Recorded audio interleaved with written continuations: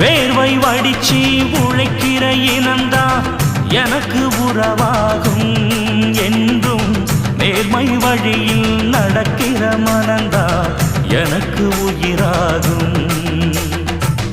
ஏழை சனங்க கொடுக்கிற வாழ்த்த நாளும் மதிப்பேனே.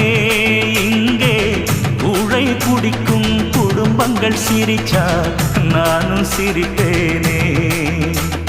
நல்லவை எப்பவும் பிழைக்கணும், நன்மைகள் எப்பவும் தழைக்கணும், நினைச்சதெல்லாம் கைகளிலே கிடைக்கணும். தொட்டது எப்பவும் துலங்கணும், தர்ம சத்தியம் விளங்கணும், விதைச்சதெல்லாம் பூமரமா முளைக்கணும்.